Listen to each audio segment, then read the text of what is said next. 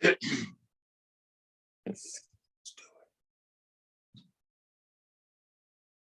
think you've only got me for about half an hour.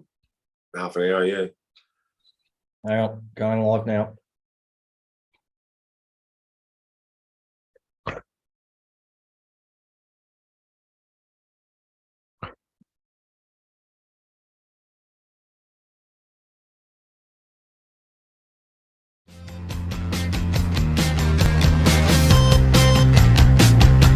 This is the Mad Dragons Podcast.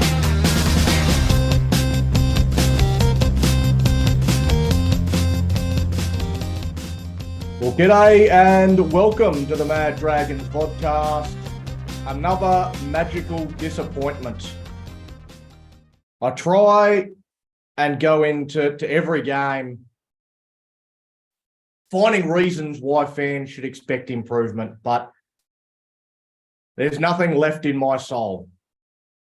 We've lost to the Bulldogs and the Tigers in consecutive weeks. How can anyone find positivity now? Dragons fans out there watching will be hurting, and I don't know what we can do on the vodcast except to be here tonight, letting other Dragons fans know that they're not alone. We all love this club, and we're all passionate about how good we can be. We're all hurting right now. Lots of villains, not too many heroes. So, yeah, let's get into it, Hazman.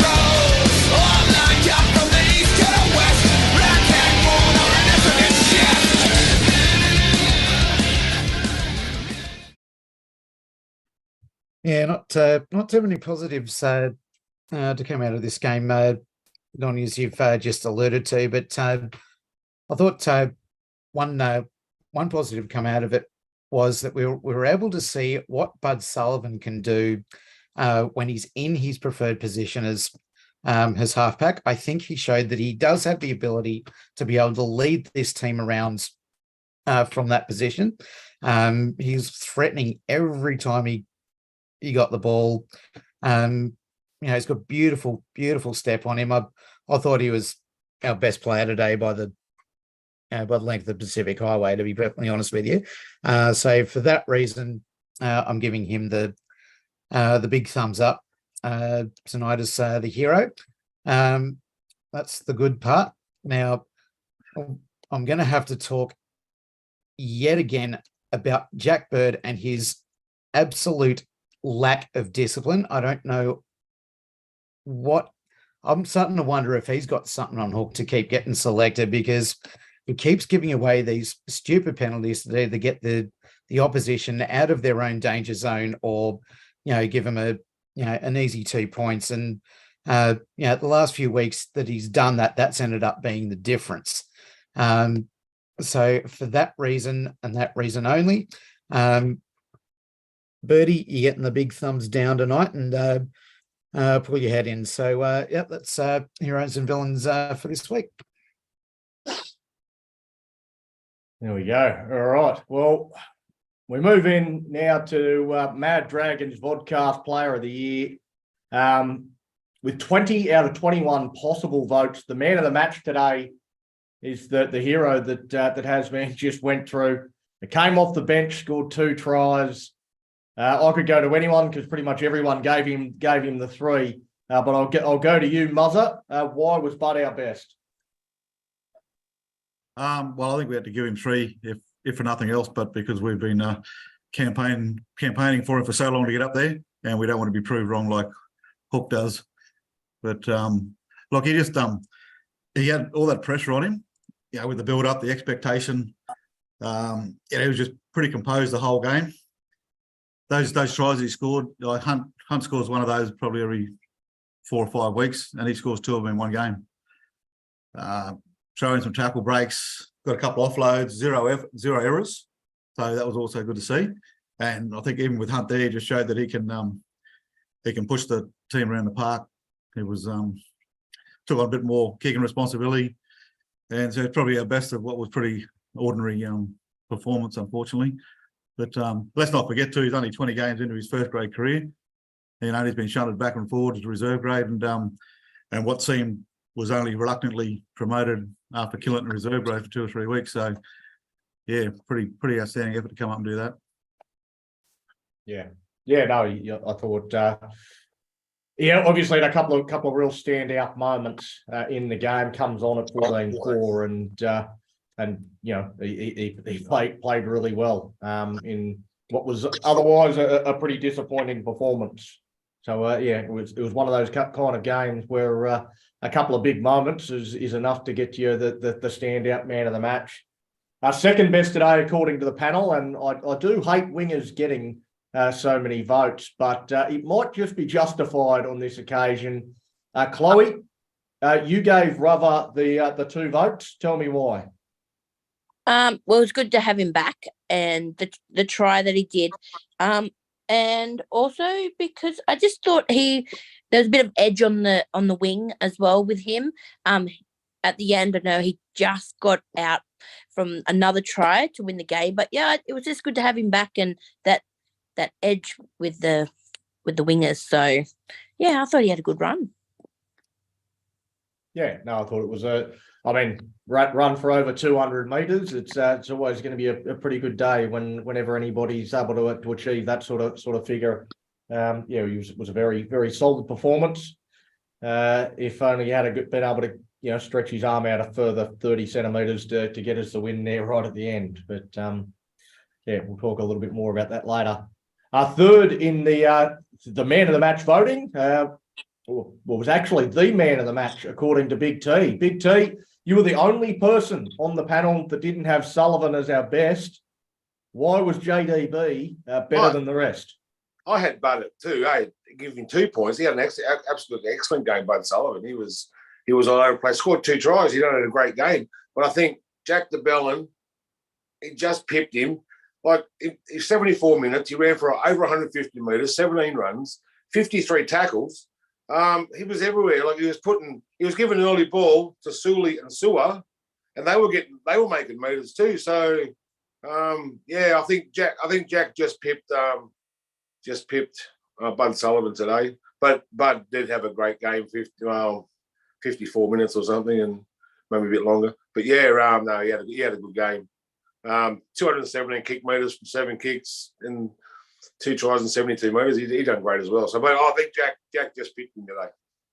Yeah. No, I think Jack de Belin was obviously right up there in the voting as well, as along with Sullivan and Rubber. But as I say, you were the only one on the panel that didn't have Sullivan with the 3. So.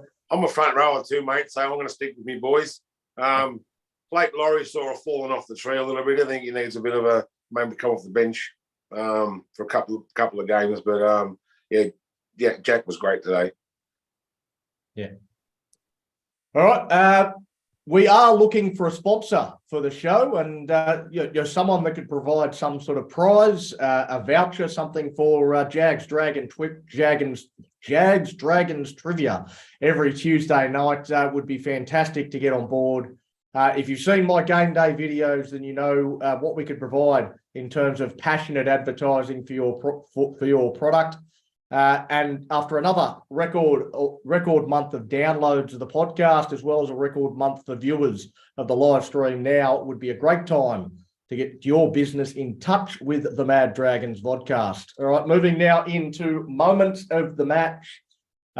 Jesse, the Tigers looked the more likely early, but it was the Dragons that scored the first try. Were you happy with our early defensive resilience that allowed us to be first on the board?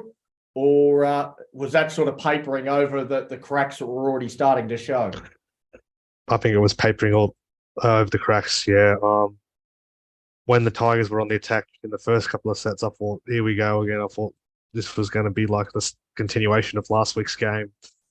Yes, Ravalawa got the first try early in the game, but when they went that way for Toa scoring soon after that, and then North Faluma scored a few minutes after that too. Like they kept attacking the side of the VNI twins and Junior, and yeah, that's that side of the field that was targeted all afternoon.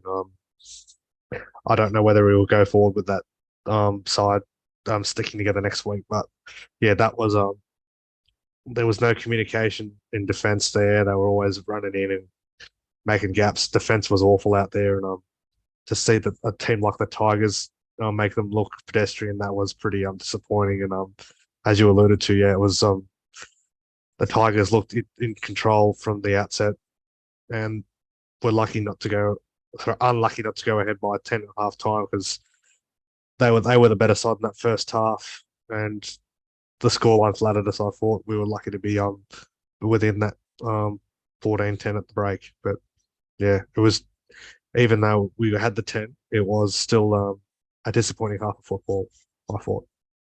Okay, well, I'll just skip the next 17 questions because you've just gone through the entire half.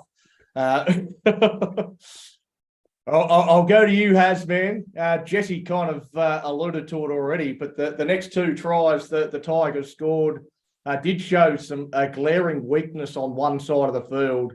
What did you think of the defence on that side of the field with the Finai twins and Billy Burns and Junior Amone?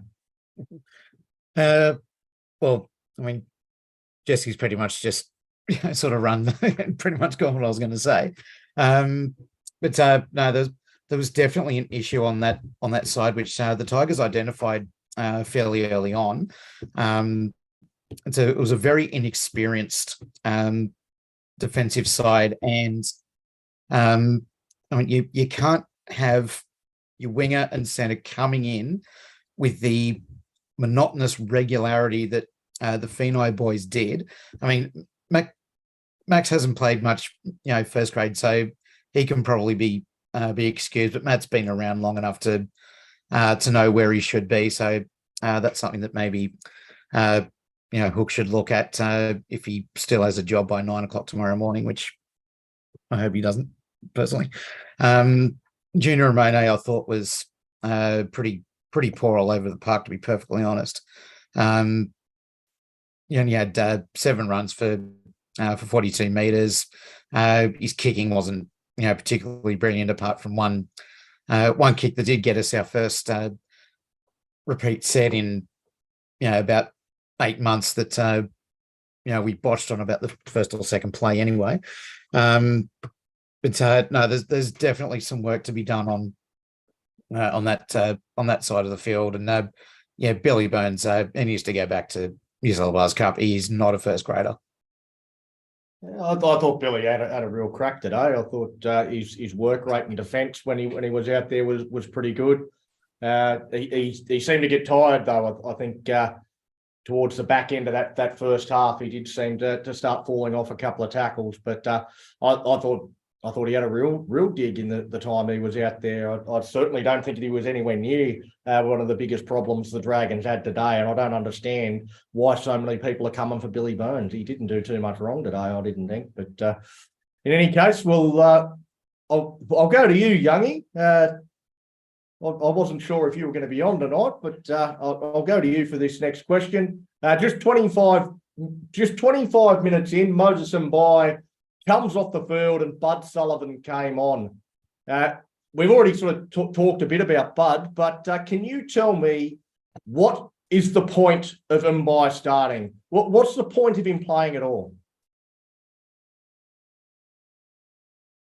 No, you're on mute, mate. Here we go. Sorry, just flicked that over. Quite honestly, I don't understand why we're looking at Moses Mbai either. Every time he comes off the field, things start to happen. Almost immediately. He comes off the field, we start scoring points. Then Hook puts him back on, and the game's gone by the end of the match. So, I mean, look, I don't know what's going on there. I don't know what Hook sees in him. I got nothing. I don't get it. Yeah, I don't think you're the only one, mate. I think just about everyone on the panel would would have similar sentiments. It's what was the point of that first 25 minutes? Muzzer, I mean, did you see any point in it? Nothing at all. Absolutely nothing. I mean, he knew all week that he was going to run Bud at 7 and Hunt at 9 at some stage. So why not just do it from the start? You know, changing combinations halfway through the first half. Just do it from the start. Well, maybe it shows how much confidence he does have in Bud Sullivan. He wanted to increase the difficulty level and make him come from 10 points behind. Well, he did that, didn't he? And he showed him. I mean, talking. We can talk about Mbai all night, but you know, 0, as you said, 0 runs to 0 meters, and the only figures on his stat sheet were his 16 tackles and 3 misses. Seriously, I've not seen that many zeros since my last fucking school report card. And people that know me will know that's a lot of freaking zeros. Yeah. I don't know. I'm at a loss. I'm a loss for words. I mean, there was no point to what we did in that opening 25 minutes of that game. We looked flat. We looked like we were just waiting for the moment Bud was coming on. Like everyone was going through the motions, just waiting for when the real team started. It was a warm up. It was just absolute. It wasn't professional rugby league. Complete bullshit. And as you say, it. Swapping around spine players. I've seen a few teams do it. It never fucking works. It's never a good idea. And I don't know what possessed a coach that's been around as long as Hook to think that this is now a good idea and something worth giving a crack. Like, just do it right from the beginning of the game. If you're going to do it, or don't do it at all. Chloe, Sullivan comes on when we're down 14-4, and I suppose aside from the 2 tries that got us the 16-14 lead, what else do you think changed when Sullivan went to 7 and Hunt went to 9? Well, I was really excited because I'm a big Bud fan, but I think just the way he plays, like the determination, the quick plays, and just, you know, like how when he scored the first try, how he ran through the line. And he had that confidence in him, and you know, and he actually, and the way he celebrated was like, "Yeah, look at me, coach. Like, pick me." Like, you know, he actually told the coach, like, in a way, "Hey, I'm actually here. I'm a player." You know, and I'm actually proud of him. Like, you know, and like going back to Mumbai, I think that it's really disrespectful towards Little, who we just re-signed, to have him drop for nothing. Where this bozo over here does shit all. It's very disrespectful. I just think, and it's frustrating. We talk about this every week, and you know, I'm just frustrated with it all. Well, Muzzer, I mean, the reason why Mbai was kept in the team instead of Jacob Little was because of his defence. How good was Mbai's defence in that opening 25 minutes? Well, I mean, you missed 3 tackles. No, what a fucking legend. 3. You know, 16 and 3. I mean, when you're talking 24 minutes, 16 tackles, probably isn't so bad, you know, 30 and a half. But yeah, I mean, 0 effect, absolutely 0 effect. And that's, you know, you can talk about defense or whatever you want to. Just the effect of having him there was absolutely 0, like his stat sheet. Well, stats aside, who's the better defender? Is it Moses Mbai or is it Jacob Little? Out of those two, who do you think is the better defender? Little. It's hands down. It's not close. Is there anybody on the panel that wants to put their hands up and go into bat for Moses Mbai's defence? No, they're pretty much the same, aren't they? No, Little's about 89% and Mbai's about 83%. It's not close. Okay, not close. But no. Little should be there for his attacking prowess. Like, he attacks. He can attack. Yeah. And you're seeing today, 24 minutes, 0 attack from Mbai. And even his passes out of dummy half were slow today. Passes out of dummy half are always slow. There is nothing that he does better than Jacob Little. Nothing at all. I think Captain Slow was better last year, wasn't he, McCulloch? Keep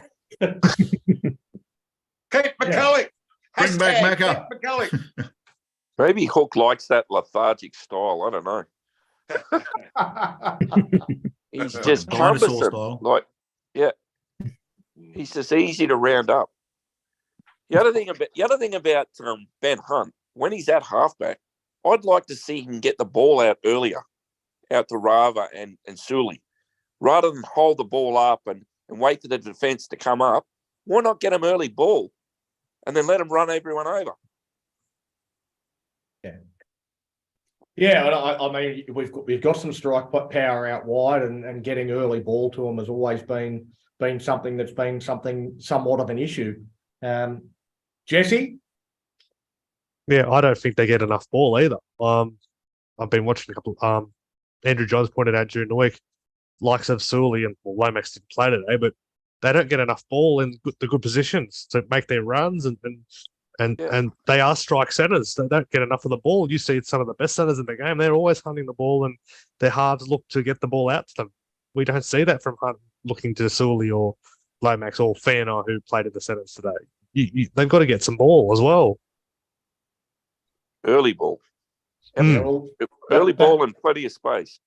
that might be a bit of homework that I can do during the week and have a look and see exactly how much ball our centres get.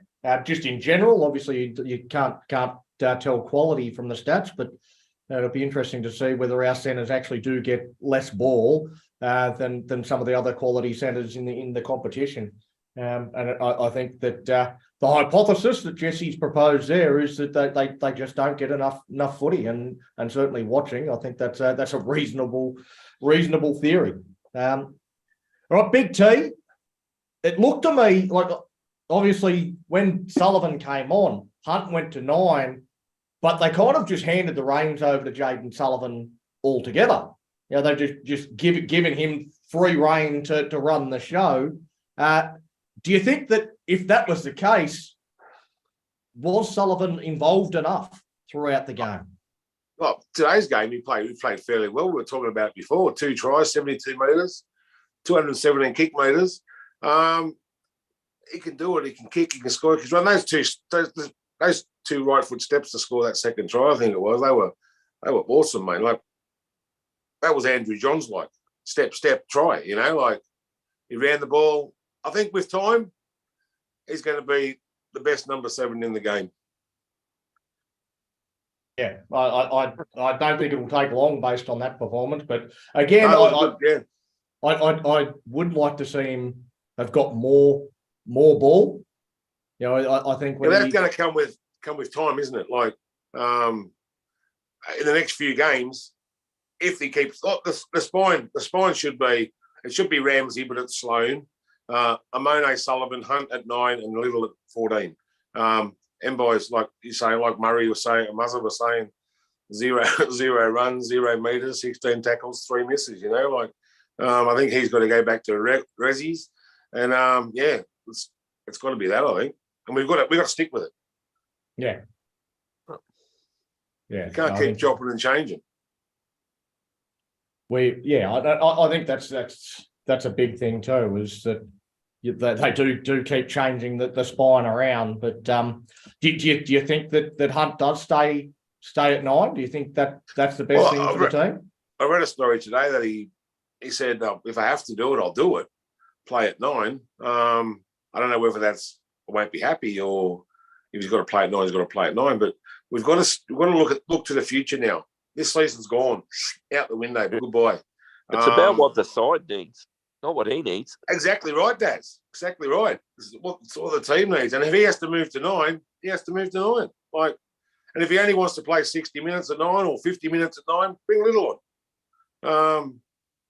It's what's best for the team. And I think that Sloan, Amone, Sullivan, Hunt, Little is the spine. Okay. Well, I think somebody else gets that question a little bit later on, but I think it was me. You already answered your next question then. I did, but sorry, I have to leave your company tonight and go and do other things. So thanks for your time, guys. Dragons next week, maybe Cowboys. I don't know. Let's go. Fire up, Dragons fans. Righto, Big T. Catch you later. Hey.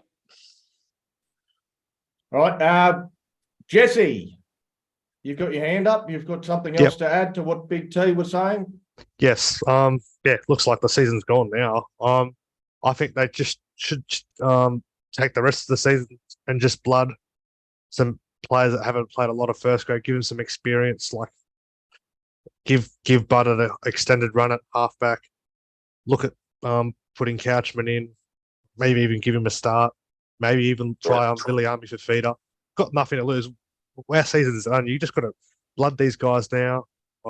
Give them some experience in the NRL, and we can look to next year. We can start planning for next year because, if they don't start planning for next year, then next year will be a waste of time too. They've got to start planning for next year. I think this season's gone. They've got to have one eye for next year and plan for that. Well, I think if you're planning for next year, then what the hell are you giving any time to Moses Mbai for? Because surely he is not getting an extension on his current contract, which finishes at the end of this year. If he gets 100%, fans will riot.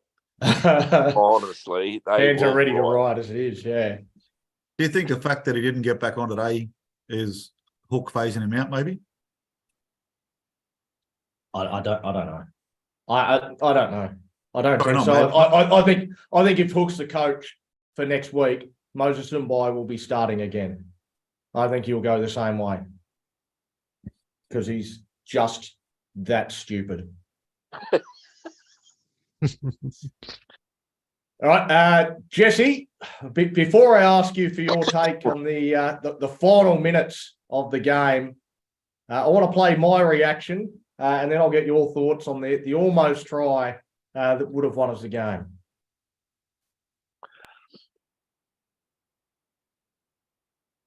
Same try line. Well, this is it. They're going to get one chance, maybe two.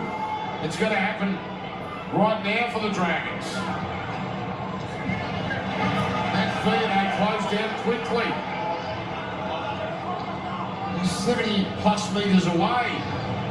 Well, they've got to just goes get up the blocker. Yeah, they've got to move the ball. Their threats are on the Fuck edges. Sully, Ravalawa.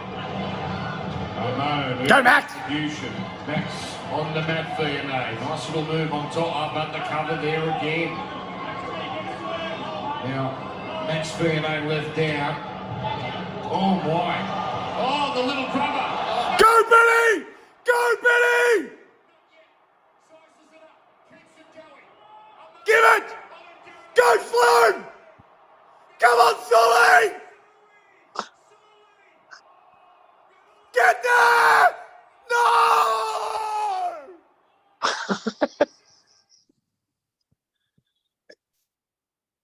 Jesse, Yeah, something similar to that?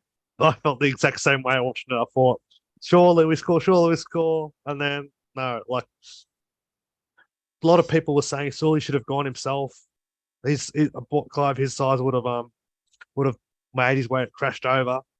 And then some have said, if he passed it soon, Rava scores in the corner. Like, yes, there's ifs and what ifs and what might have been, but I think they did stuff that up. But again, at the end of the day, he had to back himself. The pass wasn't on.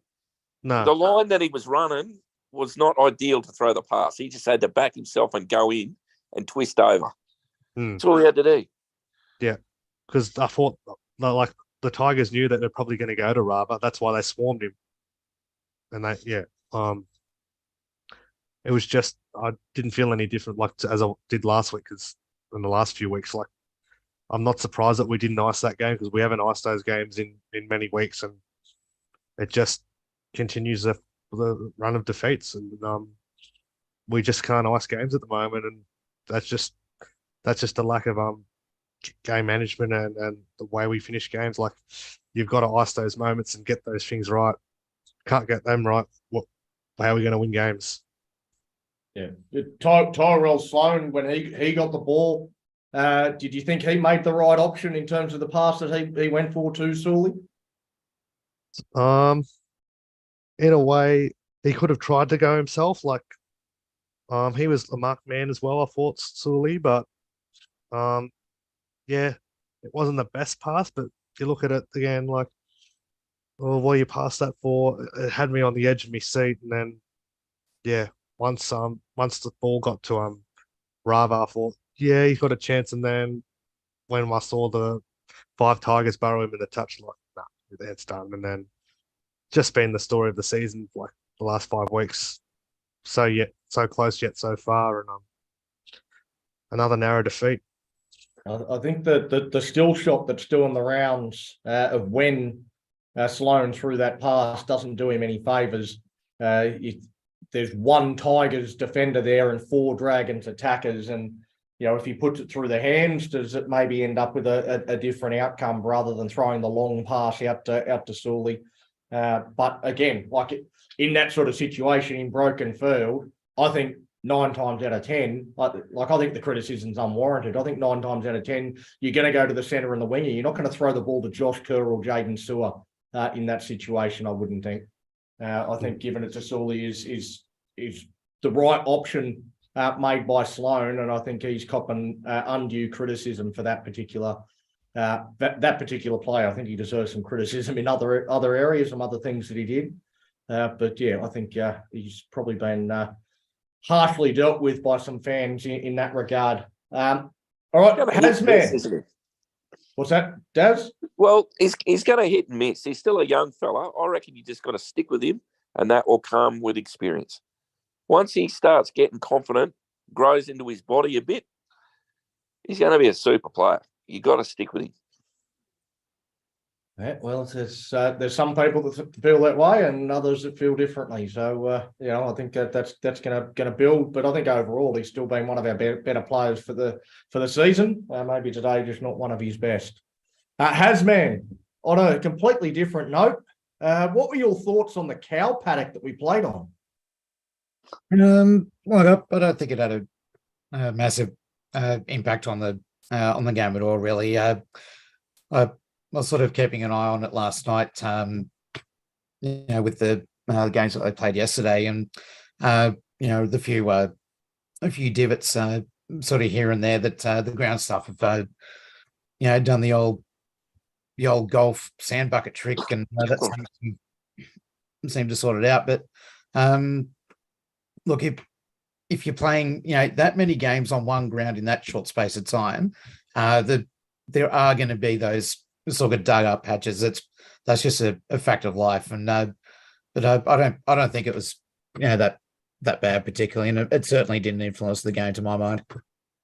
No, I don't think it influenced the game, but also I think it's a shocking look for the NRL. I mean, I've seen better grounds out the back of Burke. Like that was it was chopped up. It looked in horrible shape, like just absolutely diabolical condition that the ground was in. I think it's remarkable there weren't more injuries with the way the ground was, the way the ground looked. It certainly it didn't look like a pristine world-class surface, that's for sure.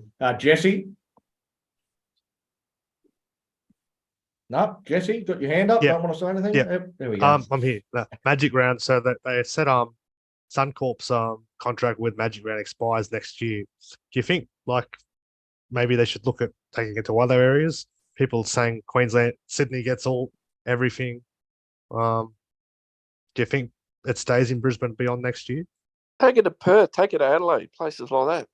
Take it to New Zealand as well. They sacrificed a season in lockdown without family. So yeah, I would take it to New Zealand, Perth. Yeah. Someone actually brought up New Zealand today, I was reading. So that could be an option. Yeah. And they need rugby league thriving at the moment because rugby union's taking over there. There's no pathway for rugby league over there at the moment. Yeah, Magic Round should never be in Sydney, in my opinion. That's not the point of Magic. You've got Magic Round every weekend in Sydney. Every weekend in Sydney, you could go to 6 games. It does. It's completely against the purpose. Take it to different venues. Take it to places that don't get to see a lot of rugby league. They're going to be more likely to want to go and watch 8 games in one weekend. Hazman, you've got something to add there? Yeah, look, I was going to suggest take it to Wollongong. It's the only bloody place we seem to be able to win anymore. You You haven't got the crowd for it. You've got the stands. He doesn't care about the crowds. He only cares about the Dragons winning. I don't give a shit about the crowds. We get 23 and a half in Wollongong.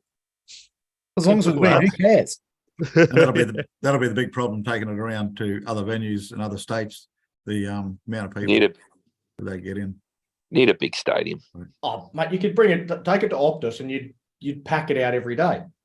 Correct. That's why I said Perth. That's one city. I mean, where to go in Adelaide? Where to go in?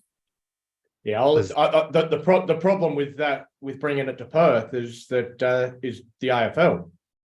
The AFL use that ground every weekend. Like they don't have a weekend where they're not using it. So I don't see how you could bring it to Perth, to be quite honest.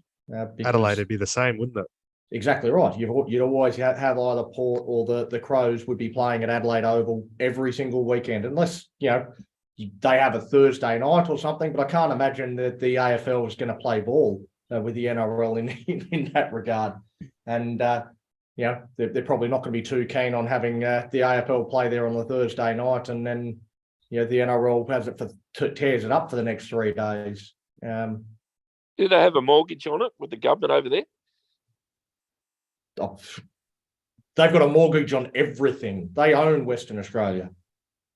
When the West Coast Eagles say jump, the Western Australian Premier says how high. Yeah. So if the NRL turn up to Perth and say, look, we want to hold this event, look what it's going to bring, they won't look to... They might, but I don't think so, no. That's a fair bit of investment in the state they'd be turning their back on. Yeah, there's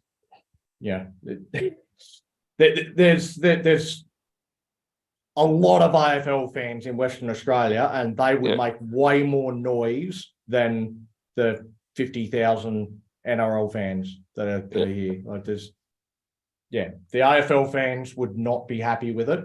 They've got a few more votes than the NRL fans, so I think the government would side with the AFL.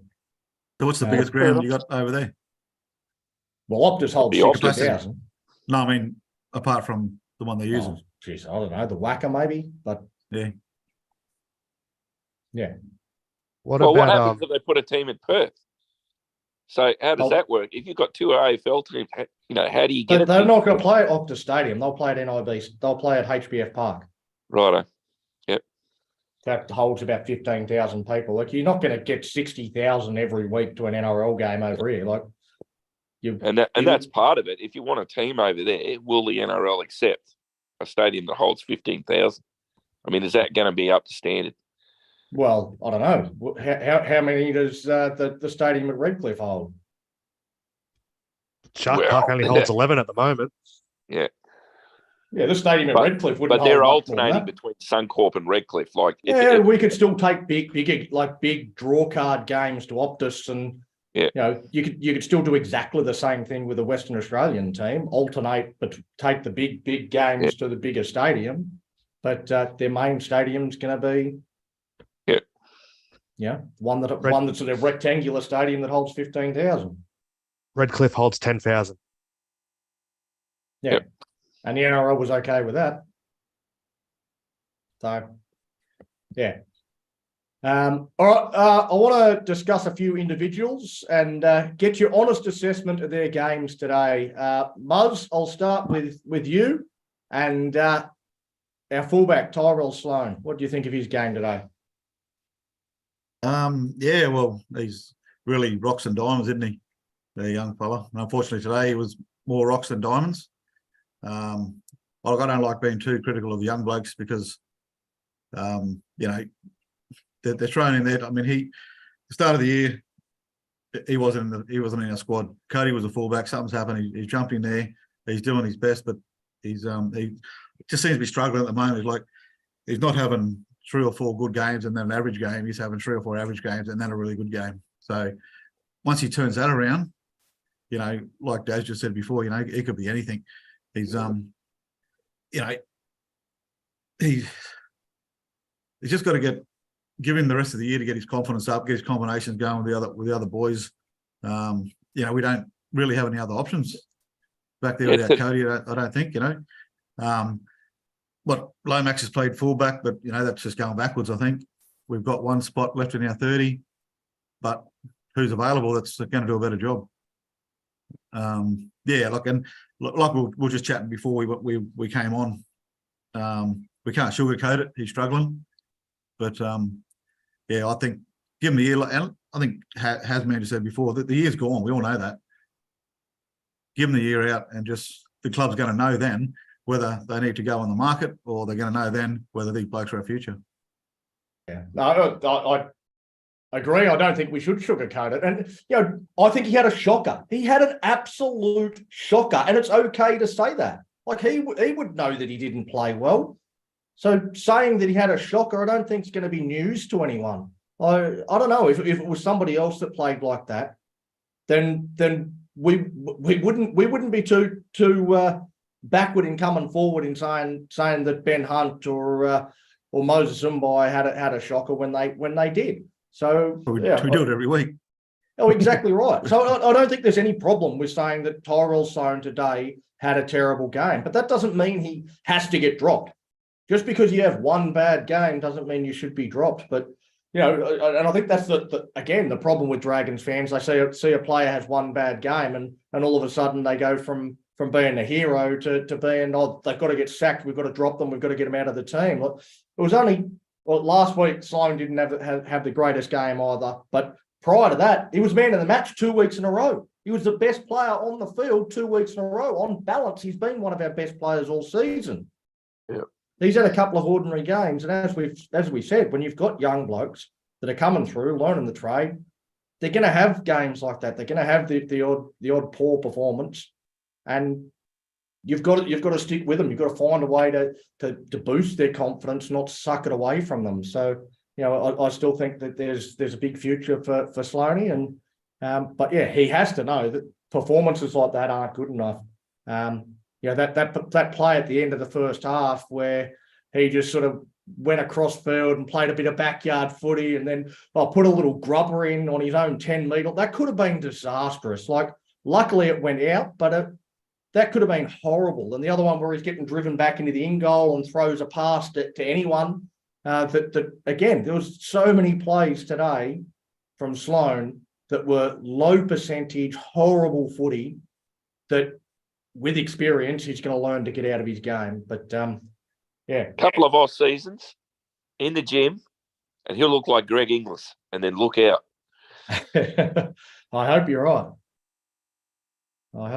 If we can build him up to look like a Greg Inglis or a Latrell Mitchell or something like that, then and still have that same speed and athleticism that he's got, then we're going to have one hell of a player. But I think today we've got to call a spade, and today wasn't good. All right, Chloe, what were your thoughts on the Finai twins together?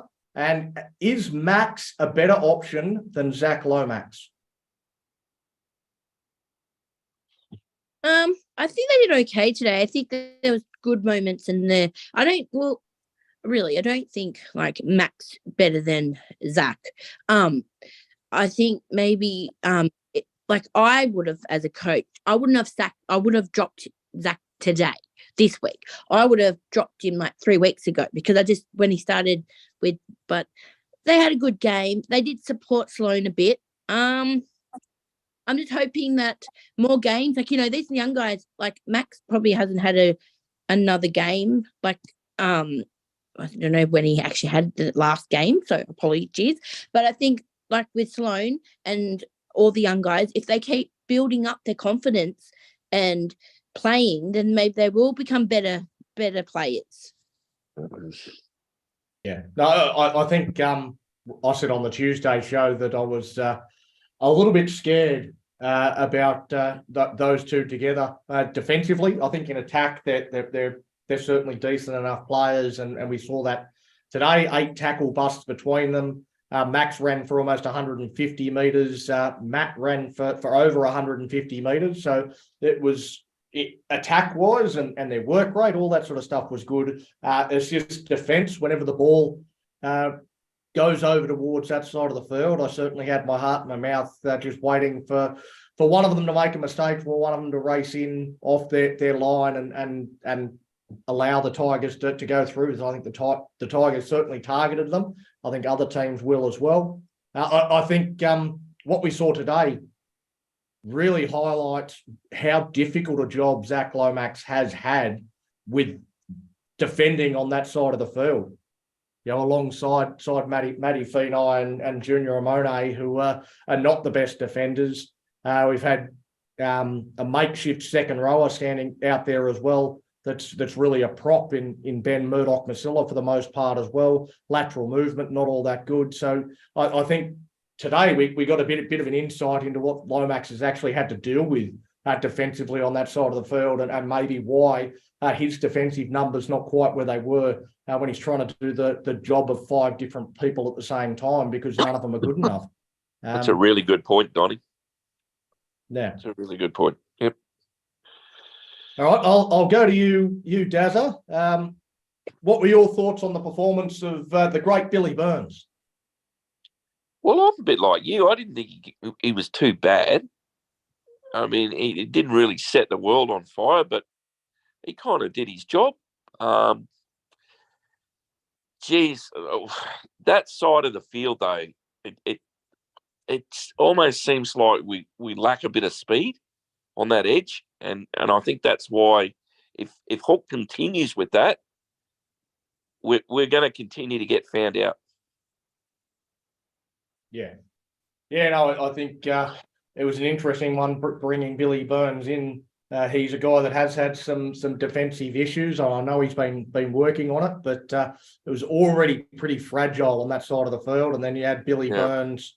I remember a game last year where Burns missed 13 tackles in a New South Wales Cup game. So he certainly has had some issues. And as I say, he's been good in New South Wales Cup, but and certainly early in this contest, I thought, leading up, I think 5 minutes to half time, he didn't have a missed tackle. He was leading the tackle count. He was working really hard.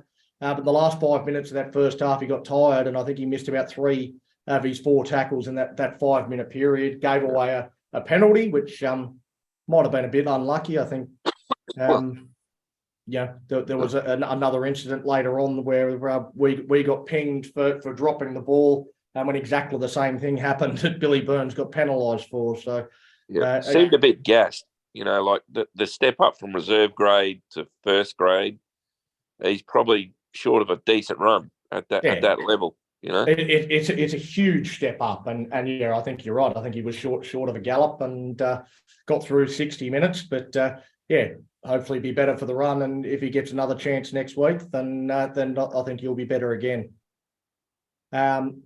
Jesse, what were your thoughts on Josh Kerr today? Kerr was great, man. Again, he had a great impact off the bench. He only played 35 minutes, but he made 103 meters, 12 hit-ups, 12 runs, 35 post-contact, 31 tackles. So that's a pretty impressive stint. I think he should be looked at for the starting side the way he's going. Been saying that for a few weeks now, but yes, he's moving on next year. But while he's going well, keep him. And I think he should be starting because we need that big go forward coming on starting games. I'd even look putting DeBellin back to lock and to accommodate that, because the next person I'd like to have, but that's for another time, to have dropped. But I'll talk about that later. But I thought Kerr's been one of our best players all season. Again, he showed it today. One of a few forwards that made over 100 meters, and and did it in just 35 minutes. I totally agree. I thought Josh Kerr was very close to getting points from me in the 3-2-1s once again. I think he has been sensational. And once again, I point to that play the ball speed as well. 2.36 seconds on average for play the ball speed, which is by far the quickest in our team. Like, we've got some guys that are up around 3.5 seconds, a full more than a second slower than Josh Kerr's average. So that's something that's incredibly underrated, is the benefit of a fast play the ball. It doesn't really help when you've got Moses Mbai at dummy half, but when you've got the guys like Jacob Little and Ben Hunt playing off the back of a quick play the ball, just puts us on the front foot, and all of a sudden we're rolling forward and we look a lot better as soon as Josh Kerr gets out on the field. If we can only get him to play, 50 minutes instead of 35, I think we'd be a much better team, because we certainly look better at the second he comes onto the field. We talk about the impact of Jaden Sullivan. I think Josh Kerr came on at about the same time, and he made a big impact, and I thought he had a very good game. All right, Hasman, the other bench players, Michael Molo and Ben Murdoch-Masila. What did you think of their performance? I thought Molo went okay. They both played similar minutes. Molo played 26, and Big Benny played 24. So pretty much the same number of minutes. And just for a comparison, Molo had 9 runs for 70 meters. Murdoch-Masila had 4 runs for 42 meters. And if you have a look at the tackle stats as well, because everyone knows I love the stats. Michael Molo made 19 tackles at 100%. The only player to hit 100% today, which so good on him for doing that. Although Murdoch-Masila didn't exactly disgrace himself in that area. He had 12 tackles with 1 miss, so 92%. But I think someone like Masila needs more minutes to be to have that, like some sort of an impact. But I didn't think he was that good sort of defensively, but that's something he's going to have to probably have to work on. But no, I thought Molo went all right. I wouldn't be mad at all if he was on the bench again next week. Yeah, I've got some question marks over how we're using these two. Like, what is it exactly that you're wanting from these two off the bench? I don't understand Ben Murdoch-Masila coming on and then going into an edge role. Like, if he's going to be exactly, if he's going to come off the bench, he should be that impact forward through the middle of the field. Just get out there and bash some fucking heads for 20 minutes, mate. Yeah, fatigue the opposition out. That's where he should be used. He's a big body. So, yeah, I feel like Donnie, he's a bit wasted. Yeah. Yeah, I certainly felt today he came on, as you say, played 25 minutes, Hasman, on an edge where, you're not going to see as much ball. You're not going to have a chance to have as big an impact. But Hook seems absolutely, he's determined to persist with Ben Murdoch-Masila on the edge, even if he's only getting 25 minutes. Anyway, all right, we might move into some questions from fans. Muzzer, I'll go to you first of all. Benny O'Brien asks, when was the last time we had a repeat set? All Ben Hunt seems to do is bomb to the winger every time, and we never build any pressure. Yep.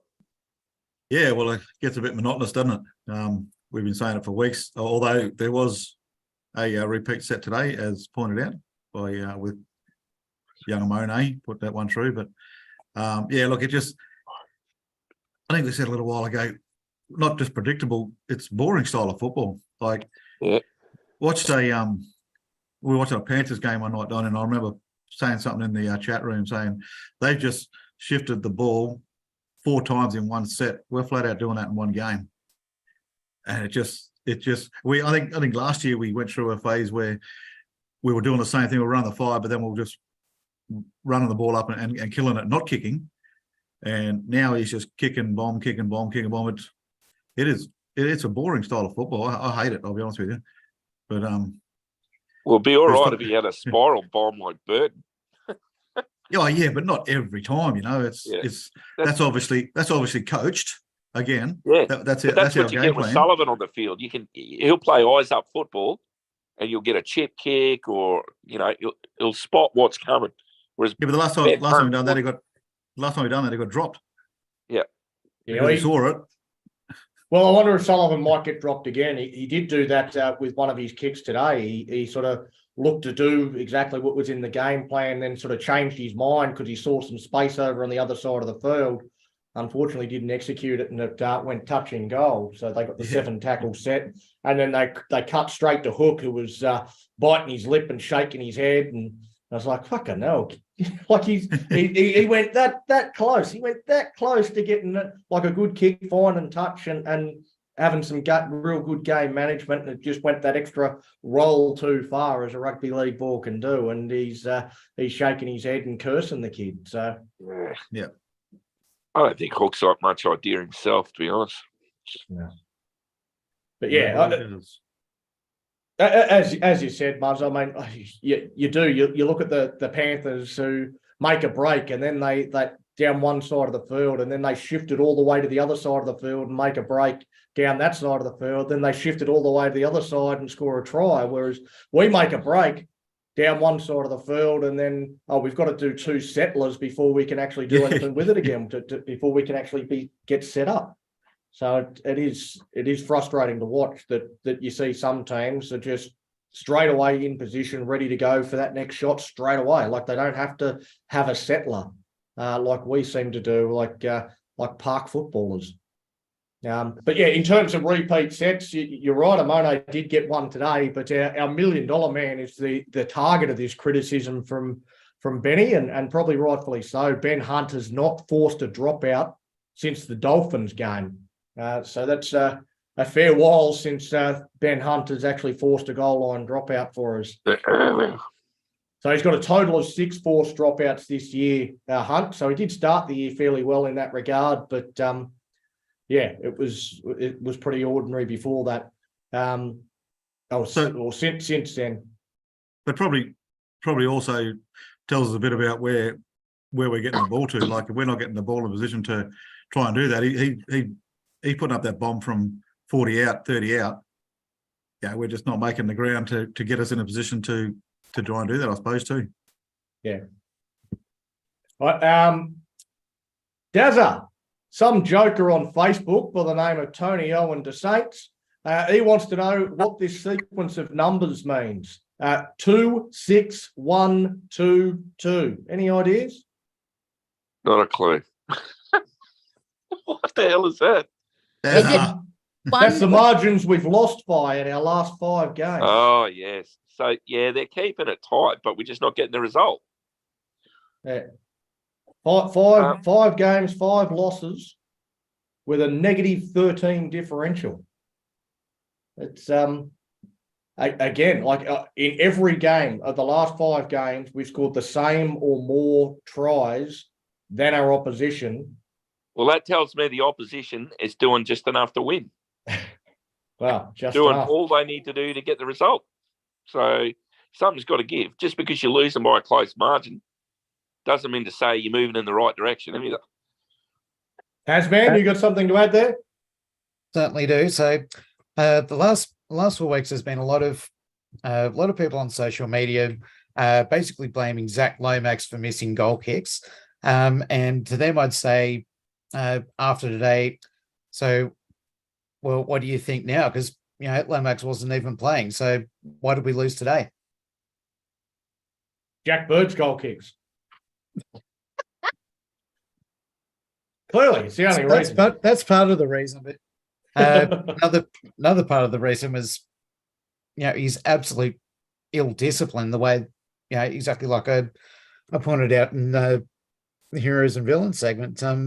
He's just someone's got to take him aside and just say, look, it's all good, going in, giving it your all and all that sort of stuff, but you got to do it smart. Yeah. I thought it was it was a typical Jack Bird performance today. Like he did do some really good things. I thought he carried the ball strongly. I thought he played a lot straighter. There was a lot less sideways running today, and so I thought he did some good things in that regard. He made 45 tackles, so his work rate through the middle was really good. Didn't miss as many as he normally does. But then on the other side of the coin, he gave away a penalty, gave away a set restart, made some errors, like just did some dumb ass shit. And then I think it was after the when the set restart was given, that's when the penalty was given away because he have a bit of a chat to the ref. Now, he must have seen, what happened with, the Grub Reynolds last week, doing that. Jack Bird's been around long enough to know better. Yeah. No, I do agree. I'd rather well- have him than not have him, though.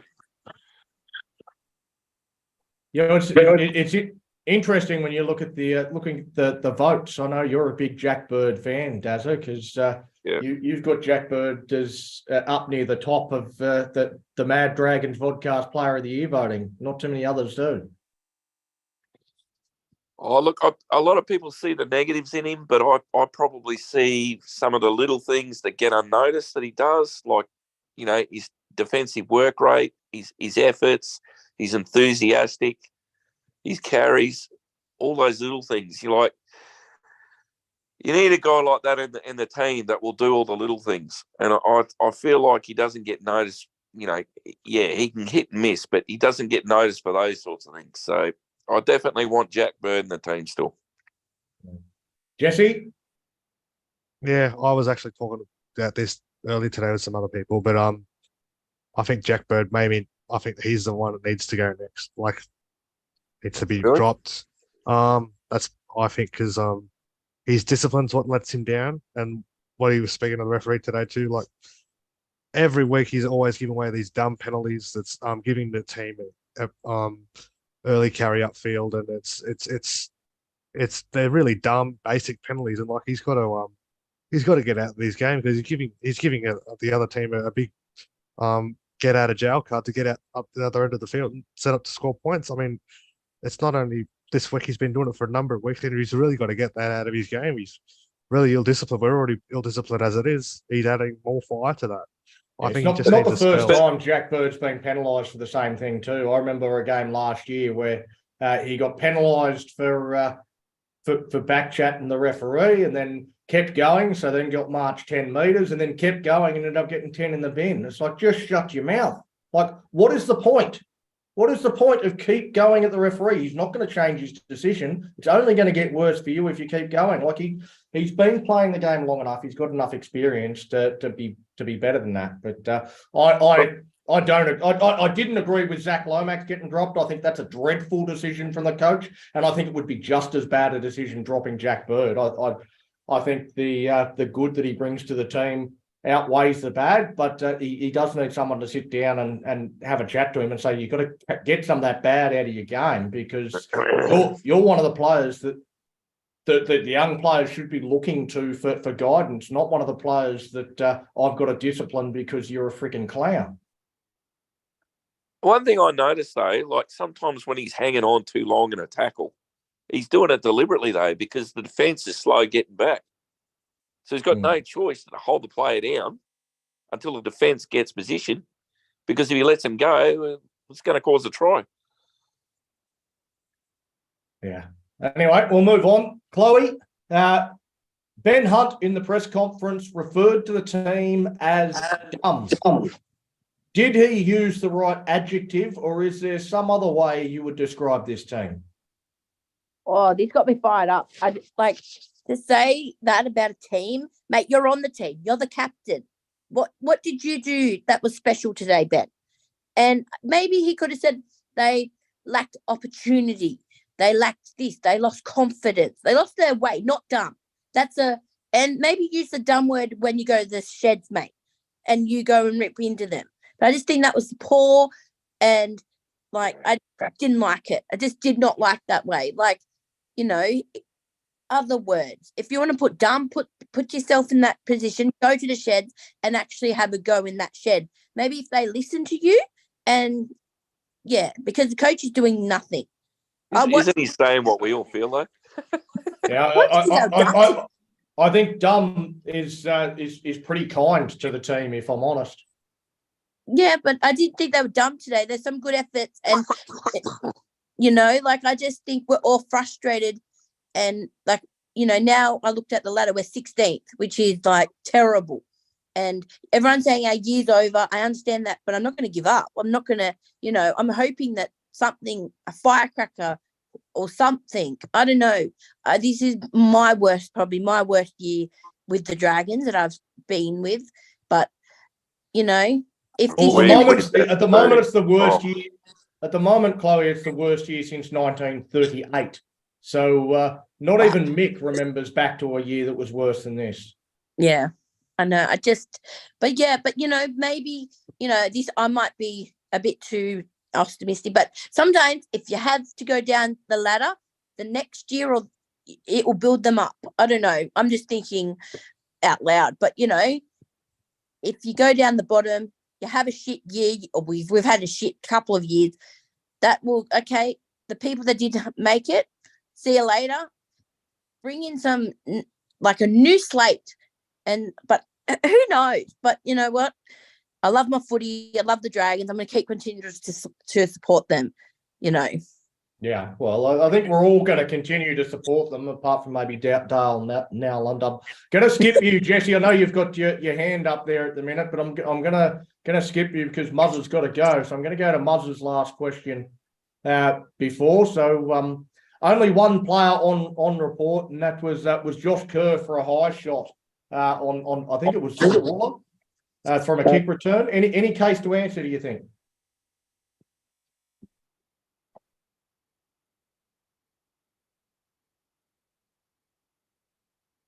You're on mute, mate.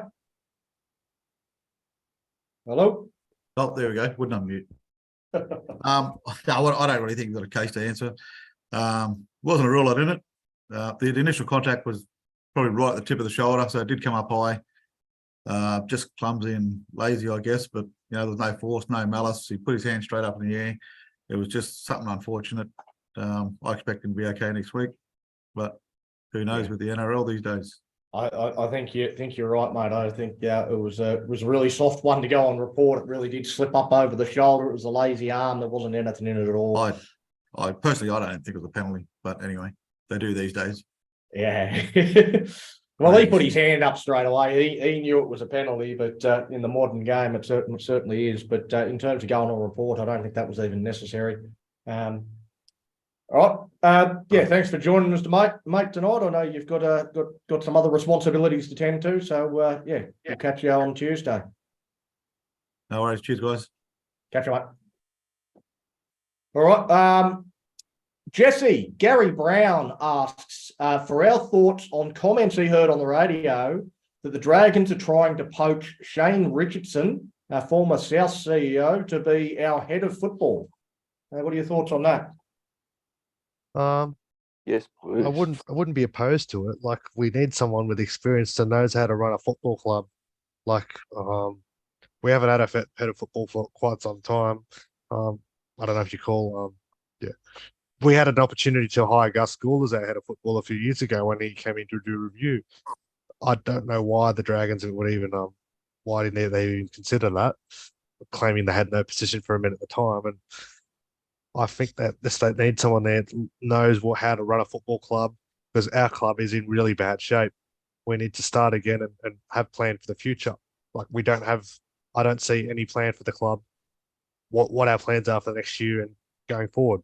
We need to fight, like, maybe have. Well, I think our plans are pretty clear. I don't know where you've been, but we're building a centre of excellence. We're just going to sit around on our hands and wait for that to be built and hope that magically makes us better. Yeah. Well, the Tigers have got one and hasn't made them any better. But they need some sort of they need to know what they're playing for, some sort of structure, how they want to make these young players into genuine NRL players. Like, you see that the better sides have plans for developing their talent. I think I wouldn't be opposed to having someone like Richardson come to the club. Yep. Please. We need something. I've heard Nathan Brown's been linked to a role there too. I think we do need some experience to help out these. Even if we do go for rookie coach, someone needs to oversee the football department and make sure everything's flowing smoothly, because at the moment our roster's way out of shape, and I think we need a mass clean out. I think someone that needs to come in and take charge and say, this is what we're doing.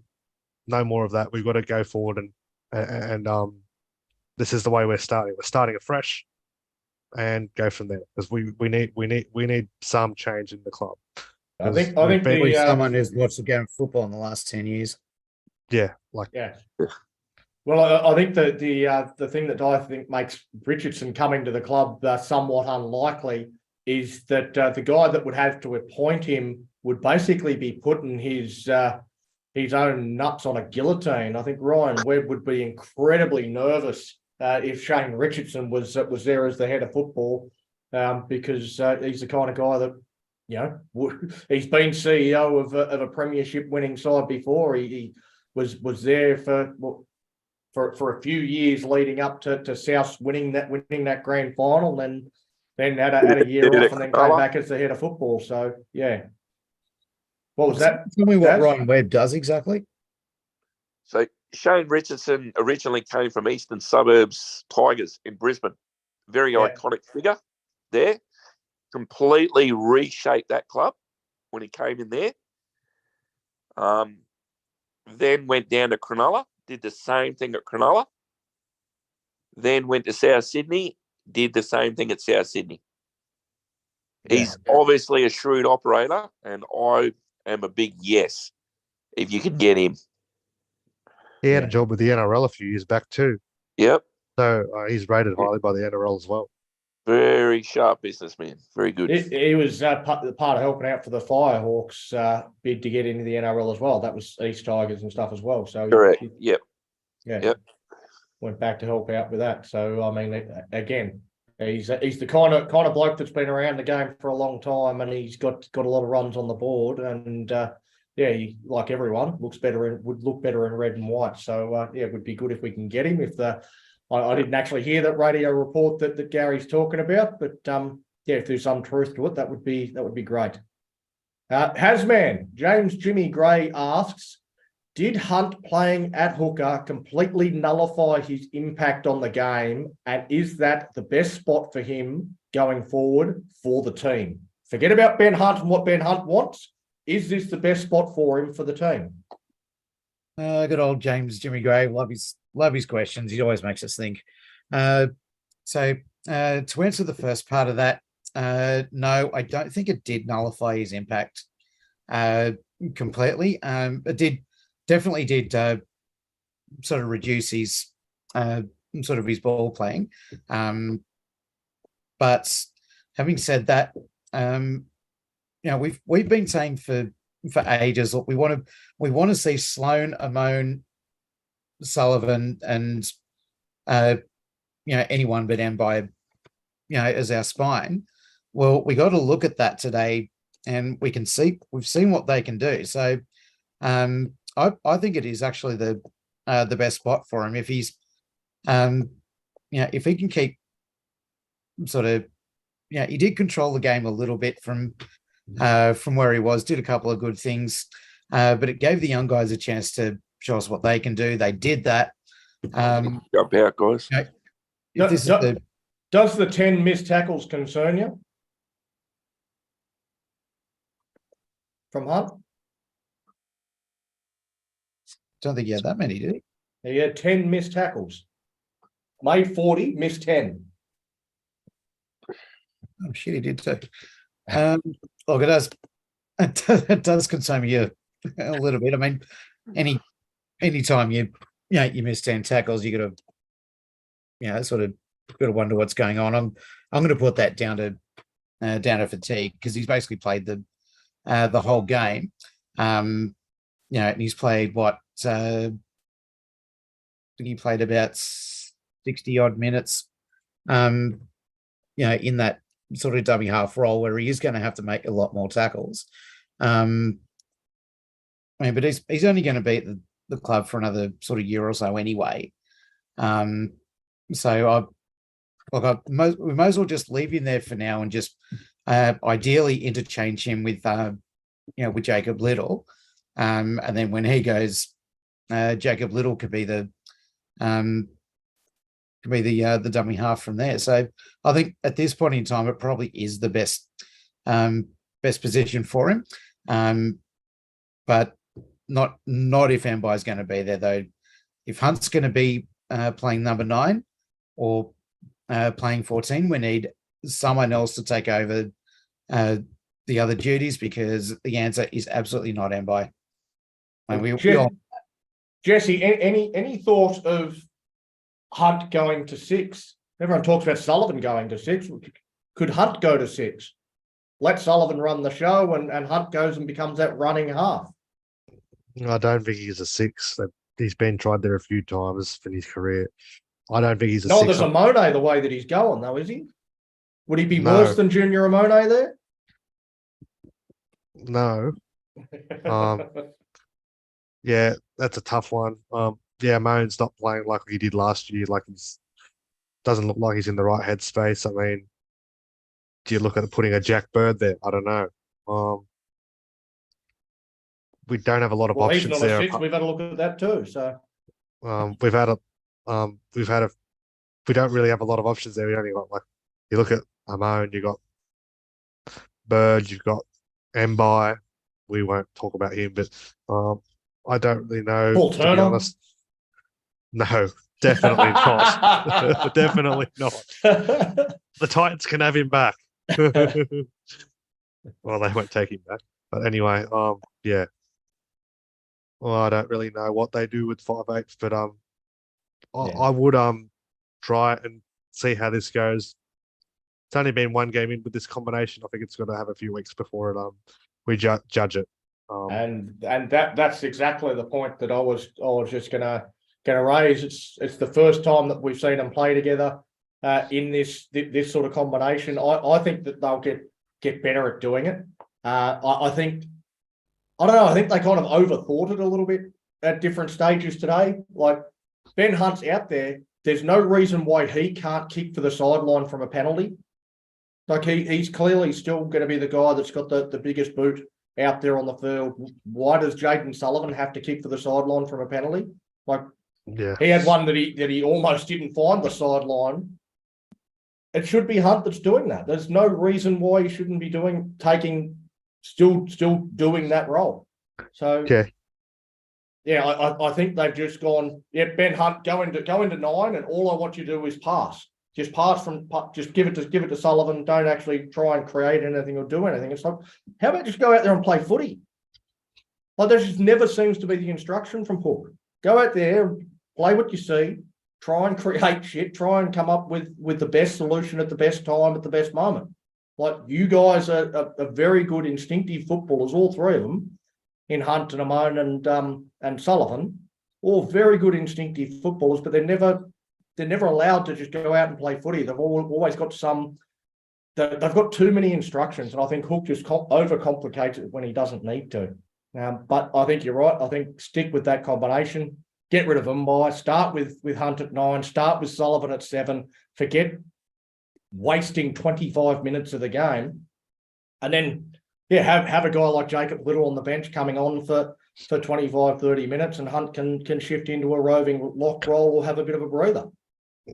And I think that the coming games we have, it'll be a pure test of the combination too. Like, we're playing in a couple of weeks, we're playing teams like Penrith, Souths, Cowboys, and Townsville. Like, the games are going to get harder, and this is where they'll really be tested. And this is where you want to be tested, playing some of the better sides of the comp. Yeah.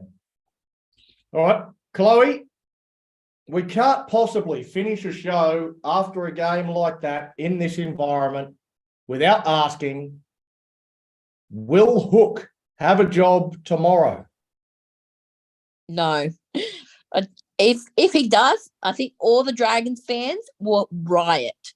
And after we lost to a bottom of the table team this week, last week's the same. And yeah, I don't think he has a job. I've been waiting for him to be sacked over the first time, like when we didn't win. It's round 10. The Dragons need to get on with it and just say either move on so we can all know instead of dragging it out to the end of the year. So no, sorry, Hook, you're out. See you later, mate. Thanks for nothing. Yeah, I think we've been saying it every week for the last couple of weeks. I think we're going to continue to say it for the next few weeks. I think Hasman wants to say it as well.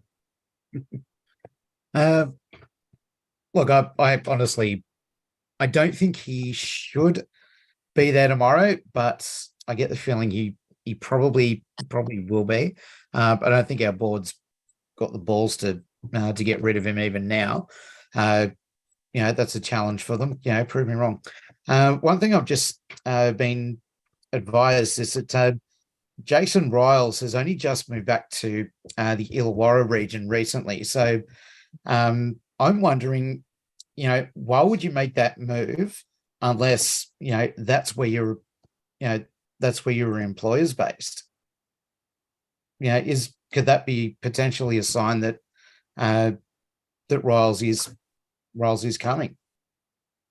Well, I think we're all looking for signs. We're looking for the Dragons board to put up the position vacant sign first of all, though. So For the coach themselves. Both, I think. Yeah, there's a few members of the board that I think it's about time they got moved on. But I think it's time we busted out the old House Douse banner again. Yeah, well, he'd be top of the list just about, I think. And I think that's the thing that kind of frustrates me when people say, "Oh, we've got to get rid of the whole board." It's like, well, three of them have only been there 6 months. So how about give them a little bit of leeway and be more specific as to who the hell you want out? Because the ones you want out is guys like Douse that have been there forever and have always been a cancer on this club. They've never had a positive impact on this club. They're the only positive thing Douse has ever done in his time involved with the Dragons was when he brought Bennett to the club, which got us a premiership. That's the only positive thing, the only feather that he's got in his cap. The rest of it has been completely diabolical. He's botched everything he has touched. And even the Bennett thing, he stuffed up because he didn't give him long enough in the first instance. His whole reign there has just been a cloud of bloody Crown Lager bullshit. I mean, he wouldn't have been there if it wasn't for his old man. So, yeah, well, there's plenty of nepotism at the Dragons. We all know that. We've see that everywhere in everything that we do. You call the Bulldogs a family club. We're the bloody family club. You can't get a seat on the board unless you are. Yeah, Jesse. Yes. What changes do you think would give us a chance to beat the Cowboys? Not too many, I don't think. I wouldn't be surprised if he names the same side. I would bring back Little onto the bench. I'd start Bud, move Hunt to 9. Say chuck Ambar back to New South Wales Cup. That's what I'd do. Murdoch Masilla didn't get enough minutes. I'd probably look at bringing back Couchman on the bench there. I'd even look at starting Kerr and maybe giving Laurie a blocker a spell on the bench. Maybe try him for impact. And yeah, even putting DeBellin back to lock. Maybe give it a try, but got to try something. Cowboys will be full of confidence after that win today, so I don't know where we beat them again. Got a pretty poor record up there. Jesse, I've got a question for you. How would you fix that left side defense? So would you keep Max Fine there, or would you bring back Lomax, or maybe have a look at another option? Well, if Tau Moga's fit, I'd probably look at him. I don't know if he's fit or not. I've saw there was an update on him yesterday or something about his injury. I didn't really have a look at it too much. I think Lomax has got to play a game in Cup first before he gets back into first grade. Get his confidence back first. I don't know if maybe they put Sully back on that side, stiffen it up a little bit, or even swap Fina, swap Fina and Sully. I don't know because it's going to be hard because they're up against Valentine. Valentine Holmes are fixed on that side, so they could be given a bath next week if they're not too careful. Yeah, I'd be bringing Lomax straight back in. He doesn't need to play New South Wales Cup. We saw that combination today doesn't work. I'd be bringing Lomax straight back in, but I'd also be switching sides. I'd be switching Sully back to the other side. I'd be switching Lomax back to his preferred side. Get that done. I'd bring Little onto the bench, dump him by, be starting Ben Hunt at 9. I'd have Couchman onto the bench. I'd have Zane Musgrove onto the bench, and I'd have both Michael Molo and Ben Murdoch-Masila back to New South Wales Cup. So they're the changes that I'd be making. That I think, makes the side stronger, makes the side better. I'd be persisting with Junior Amone, but I'd also be tempted to bring a guy like Zach Herring straight into the squad as well. But I don't know whether that's going to happen, given they won't even pick him in bloody New South Wales Cup. He scored another try today and played well from all reports, but for whatever reason, the club don't seem to like him as much as everyone else who actually watches him play. So anyway, we'll move on from that. Hasman. I'll finish up with a question from Everything NRL. Do you like the idea of Sullivan coming on from the bench and then our 7 moving to 9 and Sullivan going to 7? Or would you prefer an option that didn't require a reshuffle of our spine? I'd be looking at pretty much what you said a moment ago, Donnie. I'd be looking at having Sullivan at 7, Hunt at 9, and then Little on the bench, and I can go back to the Dapto Canaries. That way, so I don't think switching the spine around the way that we did is conducive to sort of continuity. I think we need to basically have pretty much the same spine right from the get-go, and then just switch the hookers around. It's simple football. Every other bloody team does it. Jesse, you might remember the last time we switched the spine around. We tried to fit a player in and switch the spine around. We made about 16 different changes to get Matt Duffy onto the field. When there was a few games we played him off the bench, and then we had to make about 15 changes when he came on to accommodate everyone. Yeah, I remember that. That was 2019. We had Dufty, Widdop, Norman, Hunt, Widdop playing fullback. They had Dufty off the bench, and then there was all talk like how they're going to fit those 5 players into this team. And then to do it, what they did is brought Dufty in close to half time. They moved Widdop to the halves. They moved Hunt to hooker, and everyone was complaining about it. Like, how do you reshuffle? You don't reshuffle a spine in the middle of the game.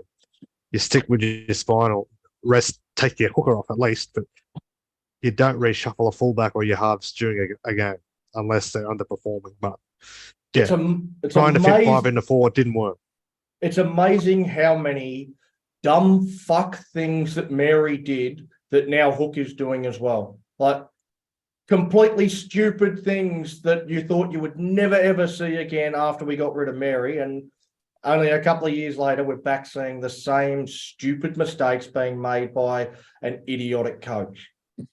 Like, it is incredibly frustrating. I know you want to go through the city country results and all that sort of stuff. We might give that a miss tonight, Jess, but we'll leave it there for tonight. It's been a little bit of a frustrating one with technology, having to do the live stream on YouTube rather than Facebook. So hopefully some people have still been able to find us tonight, but probably not as high on the viewers as it normally would be. But thanks for those that were able to track us down and have joined us throughout the show. So hopefully we've got better things to talk about on Tuesday. Maybe some of those changes that we discussed. It's been another tough one, and once again, it's always hard to finish off the show after a loss with come on Dragons fans, fire up.